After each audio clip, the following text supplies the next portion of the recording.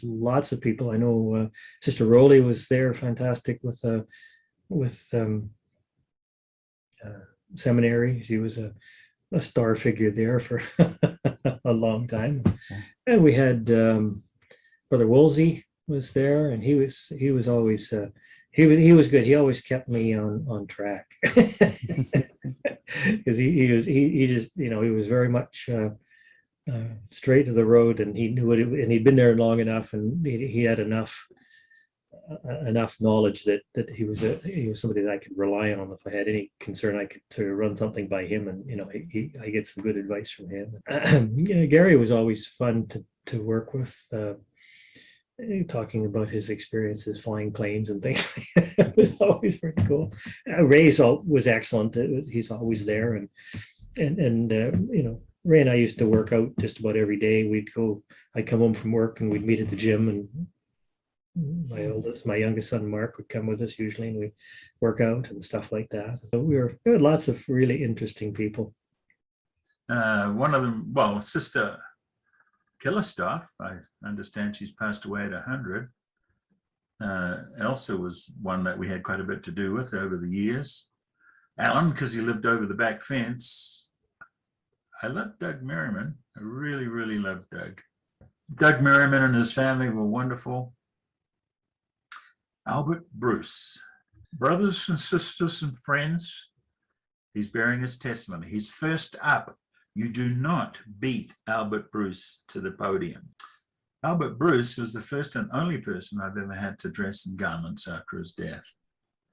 Did it with my brother Mervyn, and he was a wonderful man too. Kerry Newton, I've always thought of him and Lorraine as good friends, and I think families picked each other up for seminary as the kids got older enough to drive. Aaron and their eldest daughter. We watched Kerry go down, we were there when he had his aneurysm or whatever it was, and we visited him for a while. We see he's back up on Facebook, and that's really, really neat that he's up and around and moving and looking good. The Gardinettis were always special to us. We had them as our temple companions traveling to Seattle more often than not, but they were very special from Surrey. Of course, the Terrys were wonderful.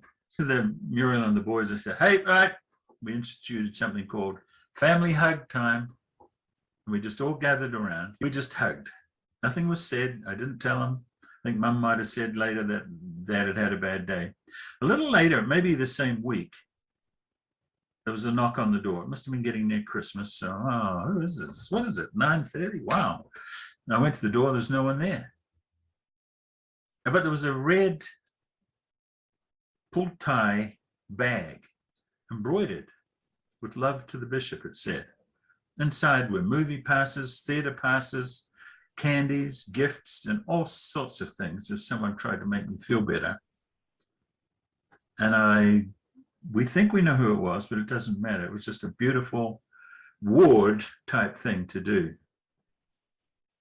And that had been the spirit of the ward. When Alan was bishop, we had Aaron coming back from his mission and Reuben going out at the same time. And so they would not see each other for 4 years. So I guess I must have been an elders quorum or something and cried on the floor or something like that. And as a counselor, and I said, well, it's a pity these boys don't get to see each other for 4 years, but that's the way it is. Alan called me in later, Bishop Killerstaff, and said, this is for you. Wow, it was a check for $800. You're joking, what's that for? Someone in the ward wants you to take Aaron over to see Reuben. Reuben was in Toronto West. Aaron was coming back from San Diego Spanish. And we'd actually flown over probably Reuben at MTC, but that was just the way the aircraft came. But so I was all excited. I the Toronto West Mission president, and he said, don't come. What do you mean don't come? It'll destroy Reuben's mission. No, well, I'm his dad. No, it's best that you don't come. Really? So the following week, I gave Alan Killerstaff and the anonymous donor the check for $800 uncashed. Thank them. I still don't know who did it, unless it was Don Terry or someone, but a beautiful ward to be in. So many wonderful experiences. JP Tremblay was another key person in my life, but he was an awesome person to know. And especially, and the Hardys, the Tremblays, they were good people, good memories. The Watsons, the Taylors, Frank Taylor, and I've forgotten the names of everyone, but good people. And of course, the Knudsens. Arvid and Lorraine have been lifelong friends. They live in Cardston now. Okay. We've gone and stayed with them. And who else? Sister Clark, Charlotte Clark. Do you remember her? One of the things that I remember well, and I still think about from time to time, is the great faith of many sisters in the ward. Many of them were experiencing serious challenges. And I used to interview a lot of people, and I always continue to do that, and I do that in my current calling. So a lot of interviewing. So I got to know many sisters very well. Always, I was impressed and inspired by their faith. So that stays, you know, they were courageous, they were faithful. I remember Bill Davis, who replaced me as bishop, was also very helpful in many ways. And I shared with him the love of trekking expedition, and he came with us several times because of his expertise with the young men's expedition that would be 5-6 days trekking or canoeing or biking. And I went with him and his family because they kept doing that, so they kept inviting me. I remember interviewing Rod and Verda Tonval when they first moved to our ward. I remember interviewing them, and of course, they received some calling and we became friends, and we still maintain contact to this day. Like I said, I have a hard time distinguishing between wards. I'm trying to separate them now, but I'm really unable to. Yeah, Waltons would have been in 3rd ward. Okay. And switched over to Delta ward with me. Okay. There's some good memories there with the Waltons, both they're well, the whole family, but they're down in Utah now. Jan Tambray, he and I were, I just really liked him, and his wife served as a Lee Society president. Again, she was in Young Women for some time and was just excellent at that job, and I appreciated both of their no nonsense style. They would just say it like it is, and I always like people that do that. And Jan accompanied me on a summer trip in which we took the boys on the Kettle Valley Railway, he wasn't one to do those kind of things normally, but he was totally committed to the youth, and he went with us and had a good time. Was very, very supportive on that trip. Great. Mel Lutz was a counselor of mine Okay. for some time, and I'm pretty sure he was always in Delta work. There was an empty nesters group, and this would have been after his bishopric tenure, but brother and sister Cadillac, and Miroslav and Diane Cadillac, and Rod and Verda Tondeval were part of that. It was a lot of fun. We would meet in different homes, and when we met in our home, Lauren always had a fun little game that we would play, and we'd start out by laugh and have fun, and it was just great. He was really good with opening things and making good times right from the start. He loved everybody, and we had a number of Filipino saints in our ward, and he was good friends with them all. And at one point there was this wrestling match with Pacquiao, the Philippines, and the Filipino people rented a great big huge screen, and they paid for the prime, whatever it was, to have the fight, watch it in their home. And it was held in the Ultra's home. They lived in our ward, brother and sister Ultra. And so, okay, so all of the Filipinos went to this, and I didn't go for some reason, but Lauren went. And of course, the cooking was phenomenal. He loves these things called lupis or something. And they actually made him an honorary member of the Filipino members, because he was the only person who was not Filipino at that party, that gathering. And but he could have passed for a Filipino person. He had olive skin. Tell me about the relationship with the Italians. Tell us first a little bit who some of the Italians were. There's a large Italian contingent, and also that relationship with Dad, with Bishop Olson. I remember that the Italians first came when we were all meeting in the old Surrey Stake Center. And it may have been, I believe it was through his work in real estate that one of their families was able to move in. Then it became Surrey Third Ward, and one of the families was able to move into the Surrey Third Ward. And I'm pretty sure it was his real estate acumen that helped them become in our ward. And so there were 2 families for sure, and there was 3 families, and 2 families and the parents, and the 3rd family, I'm not sure which ward they lived in, but it was really amazing. And when they first moved here, they had a pizza operation, and their pizza was beyond what you could ever imagine. And they used that to get themselves going in this country. We always missed it when they decided not to continue that. I believe I know of one family.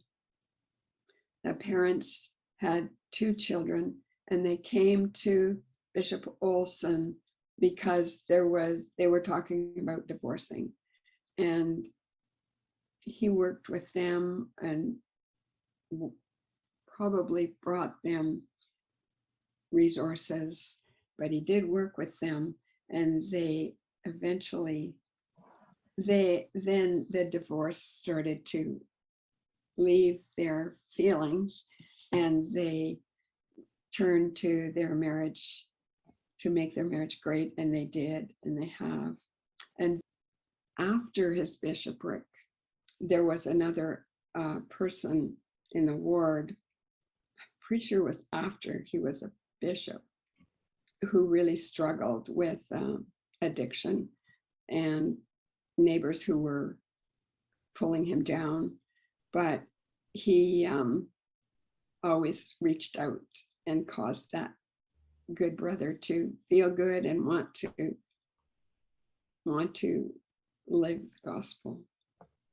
There were a few scouting heroes throughout those about 10 years that they were involved, that I went along, but they knew. They're like, okay, just watch. Don't get too close. You're gonna get burned, or you're gonna just get hurt. Just watch. So the kids knew. The kids, because I made fun of myself, and they make fun of me and Anna of whenever opportunity I had. I'd really like to go out with the missionaries, and or I made myself available for some lessons. And we had some good time. We had a good time. There was a lady that got baptized. Her name was Carmela Riccardi. She passed away last year, and she was in White Rock.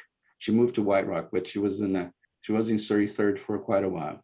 She was born in Italy, very Italian, but she came young and she grew up here, and she had so amazing stories. She worked for the government of Canada, and she said she was a spy for Canada for so she had some cool stories. But this one, James, it was fun because the sisters were like, we're teaching Sister Riccardi and nothing's happening. And I said, no, don't worry. I think I know what to do. She's Italian, right? Okay, I'm gonna bring my inheritance, or yeah, I'm gonna bring my genes and my DNA to the table and see if I can help her out. And I brought Gus and Lucas with me, and I said, she looks like grandma, right? And then they're like, yeah, she looks like grandma. She speaks like grandma. She has that thick Italian accent. I said, yeah. So you remember how grandma, which is my mom, remember? So the sisters are here teaching Sister Riccardi in her home. And I'm here just talking with the boys saying, hey, she's having a hard time. She doesn't want to get baptized. But you see how grandma and I talk, right? They're like, yeah. I said, so watch and learn. And then the sisters were there, and Sister Riccardi, no, I don't think I want to do this. So basically I said, sisters, do you mind if I interject here? And I talked to Sister Riccardi for a sec, or Carmela. No, Bishop, no problem. And I said, I just hit the table. I said, Sister Carmela, we're leaving right now. We're just out of here. We're not coming back. Okay, you're gonna get baptized or not, because we love you. And that's true. That's how our heart feel up for you. But you need to make a decision right now. The sisters were like, I'm gonna call the police or something. Now they were looking like they were quiet, and the kids are laughing. But she reacted. I mean, it was the Italian way to say we love you. And she needed someone to relate to how we sometimes act in that culture. You know, I'm not Italian, but I grew up with a bunch of them. And then sometimes they're in your face. I was a little bit in her face, and she's like, okay, let's pick a date. Let's do this. Subhashini Prasad, the Tambris, amazing people. They roll their sleeves and go to work. Sister Violi Meekum came up to, wow, Sister Meekum, Brother Meekum for sure. There's one person that it became almost a household name that, you know, it's Sister Davis. Sister Davis, she helped all my kids. She helped me. She helped Anna. She's all over the place, and she's never tired. I'm sure she is, but she has this passion for serving, and she thinks of others above herself every single time. So I love Sister Davis. She's the one that made a huge difference in my life. The Verhagens, needless to say, those guys, we had 3 kids, 2 boys, they had 2 boys. So we clicked right away. And if I had any success in Canada to understand the culture, to understand what, poutine or hoity-toity and these words, and I had to learn a bunch of things and to understand, to jump on a trampoline in the backyard and to go out and understand how to eat burgers and fries, all these things. I mean, those guys were, they made our lives so much easier. The Verhagens are amazing. Let's see, so many people. Oh, the Harringtons. I have to mention the Harringtons. There's so many. Yeah, this is not fair. We have the Haysons, Keith and Sally Hayson, amazing people. Sakumsindusits, come on, the Sakumsindusits, huge. But the Harringtons are awesome. The Harringtons are the perfect grandma and grandpa for me, in a good sense, right? They welcome you. They don't let you leave their home until you eat, until you're fed. They make sure they tell you all the stories. They make sure you're safe and secure and warm. And they've treated us like that. They've treated us like family. At least once a month, we ate at their place after church, like completely random. Like, hey, come, you're going right now. And he helped us so much. He made us feel like we had people here that we could call family. And Brother Olson, cannot leave him alone. Myrna and Lauren Olson, they were pinnacle. They were pivotal. They were pivotal to us. If it weren't for them, so many things wouldn't happen. I grew up without a dad, and I'm always looking for these people in my life where I can count on for counsel or for help or for some direction. sometimes you know those people, but you're not close. But Brother Olson, you know, he treated me like one of his boys. You know, when I look at there were callings given out, of course, when I was bishop, and when we extended those callings, I would interview and I say, you know what, you could do 100%, you could do 200% with this calling, as long as you did everything. My expectation is just that, just do something, and that would cheer me up when I see them doing something, right? Mhm. And they loved, and I guess it was amazing. It was fun because my expectation wasn't 200%, and that is stretching too much, right? Or even 100% for a lot of members, asking 100%, because there's family life, there's work life, and I just felt that if they did something, that was just good enough. Mhm. And all of them, I mean, I can name names, but they were all so amazing. I mean, you got the Harrington Tondervalds, you got the oh boy, I could like print out the word list, the Olsons, um the Tambries, you know, we're serving now, and you got the Vances, you got, I mean, what name do you want? You got the you know, yeah, and I just amazing. The Orlandos, um, and then yeah, the Junior Harringtons, they were all there. The Peters, um, yeah. So no, lot of ward members, um, and they all worked and made it fun. And the spirit was there because we were learning together, and enjoying the the serving to each other together, right? um Paul Davis is a blessing from Heavenly Father. That guy, Brother Davis, he does his 110%, 200% more than what he should. He is always a very reliable, dependable, and always doing it right as well. You know, and he goes and learns his stuff and he runs the program. So Brother Davis, I don't know, probably I don't know what I'd do without him. And you can just have that sense of relief that, Mhm. oh yeah, things are okay because you got Paul Davis. Yeah, okay. So there's some people that stand out. I mean, Sister Janet Ming, she's been in some Release Side presence since we've been there, but she is literally an angel. I mean, she doesn't need to do much to be an angel, but her husband was a big personality in the ward, Brother Ming, Colin Ming. He would bear his testimony frequently. He was missing a leg, but that didn't let him slow him down. He had tons of stories about tons of different things, and he passed away, but Janet never missed a beat. She continues to serve everybody, take care of many, many people, and serve well in many callings. So she's one that definitely stands out. But one thing that stands out is just we have so many great families in the ward.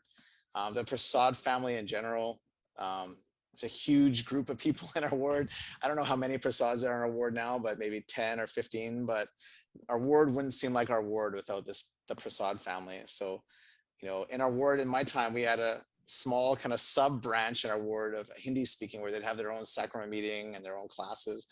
That's kind of shrunk down to just being a Hindi Sunday school class, but they're just amazing senior sisters, amazing families, people. So the Prasad family are really incredible. Some of our new converts have been great. We had a man, Mark Alonge, baptized about 2 years ago, who is amazing. Met him at a baptism, and he came to talk to me, and we had some things in common. I mean, he's from Africa. He's Nigerian. I went on my mission to Africa. Not anywhere close to each other places. He's from Nigeria. I went to South Africa, but when I saw him, it just brought back memories of my mission, being around people from Africa and connected. And he just has such a great, strong testimony and desire to serve the Lord. And it was great being able to see him join the church, receive the priesthood, take on callings, and go through the temple. Same with some of the other members, Georgina Minty and other members. that have been able to be baptized and go through the temple and see them progress like that has been an incredible experience, for sure. So I look up a lot to JP Tremblay. He was my young men's leader from the time I was a deacon, for much of the way up through my youth years. He kind of single-handedly made sure all of us got awards, that all of us performed well. He tried to put us in positions where we learn empathy, learn to be missionaries, learn to be good. He would have high standards and high expectations for us, and would expect us to live up with them. I would live up to them. A lot of us had dads who were members, and some of us got along with them and some of us didn't. And JP was able to fill in the gaps in those times when we needed someone to talk to, and when we couldn't really talk to, didn't feel like we could talk to our own dads about things or things like that. And he was just always there. He was always present. He was just always available. Every camp, everything we do. One thing you knew was that JP Tremblay liked you. Like, not just loved you because he had to, because he was your leader. He actually took interest in you as a person, and he liked you, and you felt like you were around someone who liked you and wanted to be with you, not just that it was his assignment. So it was amazing being around JP. I wasn't here when he was bishop, but he was a big influence on me in my life, and probably a lot of the good choices I've made in my life have been as a result of, you know, his influence, I'd say. So Lorne Olson, I knew even before Surrey Third Ward. He was the realtor who had his sign out in front of the 140th Street building before we had this building, and had Dr. O as his license plate. I didn't know what the Dr. O stood for until James explained it to me like way later. But he was just always a friendly guy. I remember growing up, he would come up and he would say, "Hi, Ashton," and he knew my name. And I don't think most adults, maybe they knew my name because I was kind of misbehaved and knew who's that kid that's misbehaving and know me that way. But Lorne Olson was another person that could talk to you, and he had a way of making you feel special, even when it's weird, an adult talking to you when you're a 14 or 15-year-old. Sometimes you don't want to talk to an adult, but he would make you feel comfortable, ask you about things, remember what you talked about the last time you talked together, ask you a question, listen to you, and just seem to have a lot of time for you. And like for me as a kid, like that was, you know, they always tell us as adults now, like, get to know the youth and get to know them, talk to them. And like, he just naturally, you know, somehow did that. And was just a really caring guy. Later in life, he's retired, and he was one of those,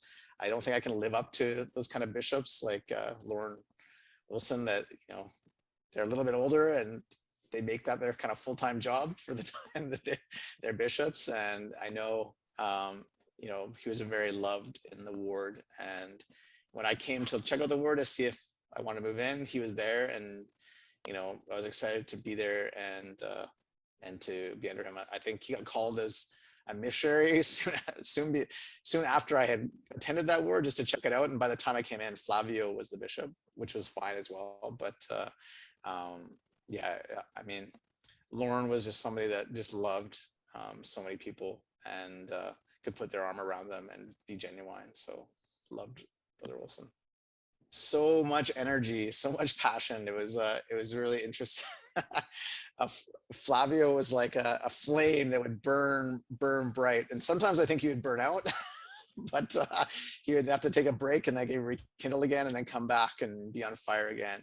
I remember one thing, he was really passionate about robotics, and even though he was busy and bishop and all these things, he put on a little class for kids that were at his house, and he'd get all the supplies together, and he'd teach them how to build a robot, just because he loved that and he wanted to share that with kids. So my daughter Vienna, she went over there at like 7, and he helped her build a robot with a few other kids, and she was just so excited about this robot she built.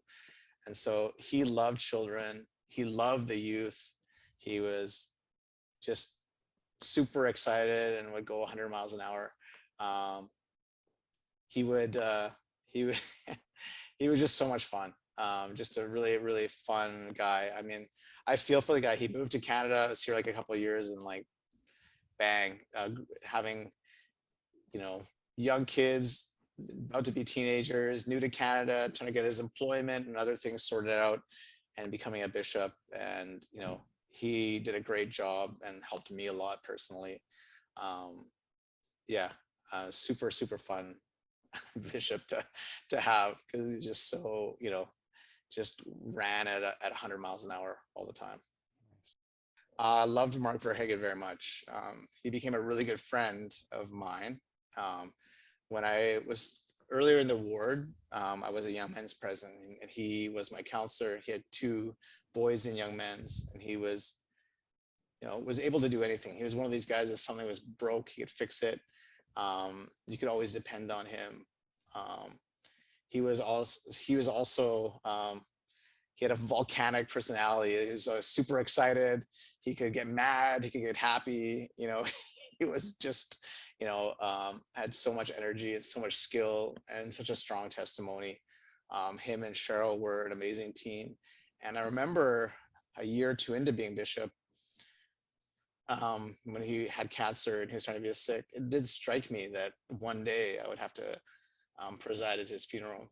And I did get the chance to talk to him about it and what was important to him and what he wanted for his wife and his children.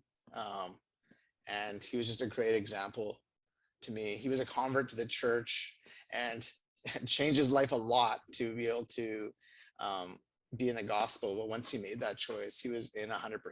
And he was one of the people that was always there he would always be there to clean up. He'd always be there to help. He'd always be there to serve. If he was in a Sunday school class, he'd always be contributing. If you needed someone to substitute a class, you could always ask him and he'd say yes. And so I love Mark Verhagen. I still do love him.